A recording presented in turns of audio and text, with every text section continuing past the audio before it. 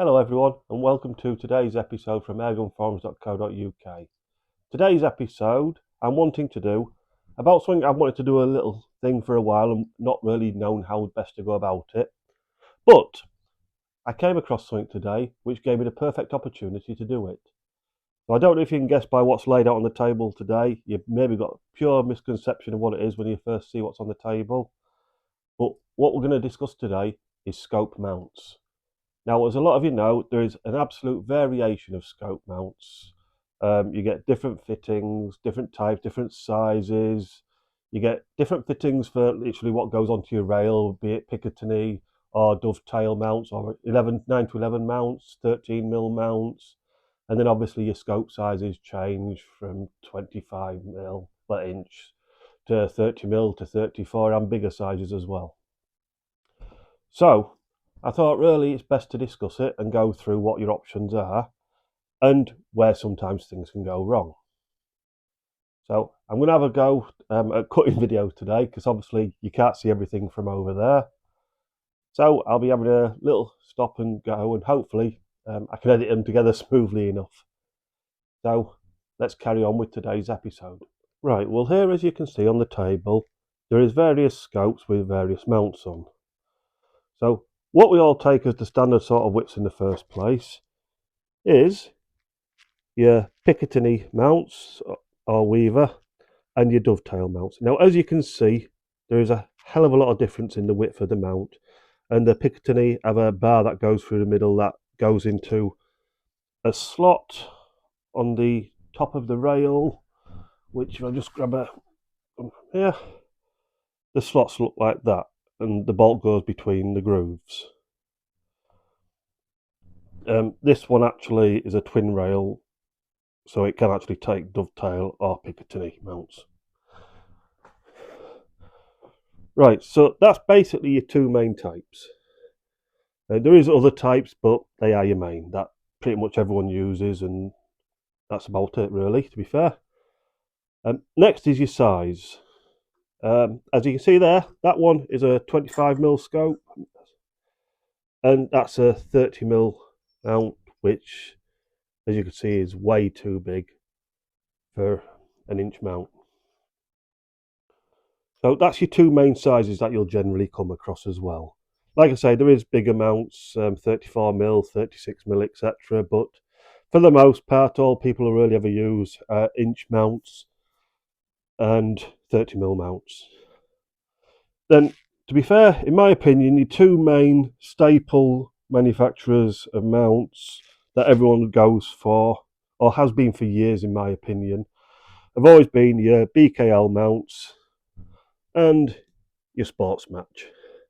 They're two well-known makes, and a lot of people use them, and they're go-to for a lot of people. Now, how do they rate? Well, to be fair, they are always generally well-machined mounts. They always look nice, clean, tidy. The actual set of Sports Match mounts I have on there is a different type again, which is the fully adjustables, which means you can adjust these for elevation and windage, so you can perfectly centralise your scope, which is a handy benefit, but not needed for most people, and it definitely puts the price of the mounts up. Now, over the years, to be fair, I've had various mounts of various levels of quality. I think your BKLs generally come in at about nearly £60 a set for the twin bars. You can also get the single versions as well, which is obviously just 1 versus 2. And to be fair, I've never had a set of singles shift on me either. So there's no problem with going for the singles, or at least in my opinion there isn't. They work just as well as anything else. It's just what you prefer for yourself really. Now, with dovetails, I've found over the years, generally you get various levels, and I've got some that I have no clue, like on these ones, what brand they are. There's probably just some cheap, knocked up brand, but I've never had an issue with them. They've always gone on straight and flat.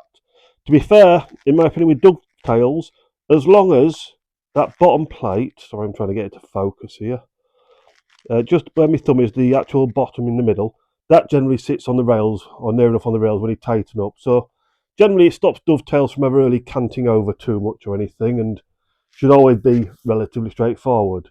But one thing you always have to make sure you do is put your scope mounts on the same way round. Don't bolt from one side and bolt from the other.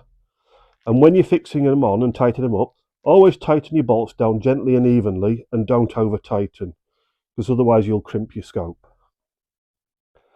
Now, if you really want to go up a level from your BKLs, etc., you can jump up to something like your Hawk Professionals, which I have on there.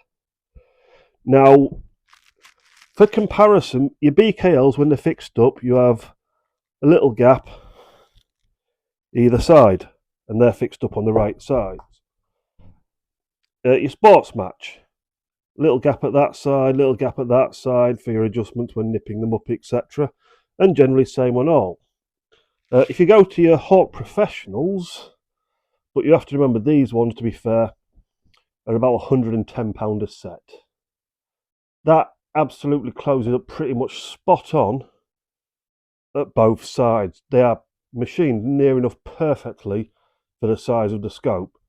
So you're really very unlikely to ever manage to crimp a scope with a set of them on, but I don't think you can justify the price for them on all your scopes, because 110 quid a set, it'd be quite an expensive hobby. I mean, don't get me wrong, I never personally, when I buy mounts myself, skimp on them. I always generally try to buy better ones.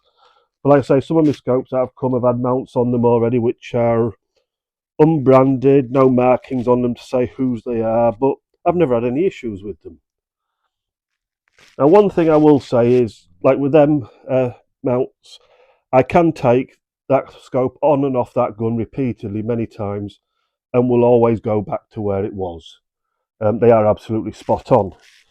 But then saying that, on this one over here, I got them as a really quick temporary measure, and they were something like £6 off Amazon. And they work absolutely spot on. There's nothing wrong, they're perfectly in line. I've measured them out, and they sit perfectly level. They go back on every time perfect. So I really can't comment on any issues with them. To be fair, over the years, I've had a hell of a lot of mounts, and it's very rare you ever get problems with them, no matter what level of quality you're looking at. I'm just trying to undo this one-handed because, like I said, I've wanted to do this video for a long time, and this gave me the perfect opportunity to do it. It is actually a set of Hawk mounts, which are only basic cheap Hawk match ring mounts, and generally they're always good. They're not the most expensive mounts going. They're not something I would normally purchase, but when I got them, I was on a limited selection at the time for what was available. And when I went to mount them, every time I put them on, they were going, well, one was going on perfect, the other was going on the piss. So I thought, well, I know I'm putting them on correctly. I've put enough scopes on over the years. So I opened them up and took them apart to have a look. Now, is that going to focus? Let me try and get a white background. Oh, right, just move my hand. There. Right, can you see that machined out groove? That's for the bar for the Picatinny mount to go through. And can you see that one? A much deeper groove. That's the problem I got. If I'll try and hold them side by side. There, can you see the difference? They are held together, they're at the same angle. The one on the left works perfectly and the one on the right kinks over. Literally poor machining. I've never had this issue in any other set of mounts I've had over the years. But as you can see there, you can see the depth difference. So it doesn't close up properly. So if you ever get a set of Picatinny mounts, it's always worth checking that them bolt cutout grooves underneath are the same. Because if they're not, and you try fixing your scope up with them in, you're liable to do some damage. But generally, as I said, I know it sounds daft, but the set of mounts on that gun, which are £110, and yes, the engineering in them is bloody great, but for repeatability is not really any more difference than a set that costs £6. But if I was going to buy a set, would I generally buy a set of £6 mounts? No, I just wanted them in a rush, and it was the only pair I could get the following day. But like I say, you always need to pay attention. Always make sure you put them on the same way round every time. Always. Bolts at the same side. For me, I always like to put my bolts to the right hand side. That's a personal preference. Some people probably prefer the left. But when you're tightening them down as well, always just do them gently and work your way around. Check your scopes level. Get it slightly just so it's holding the scope, so you can line your scope up with a little turn. And then just gently go around the rest of your bolts, nipping them up. And they should always be good. So I hope today's episode's been of some interest to you. There's not really a lot gone on in it, but it's just purely because I came across the problem with them mounts that it was perfect opportunity for me to show you what can happen with some cheaper mounts. And to be fair, in the past I've only ever had issues like that on a set of cheaper mounts and never on a set of top end. Well, I say top end, they're still not even top end at 110.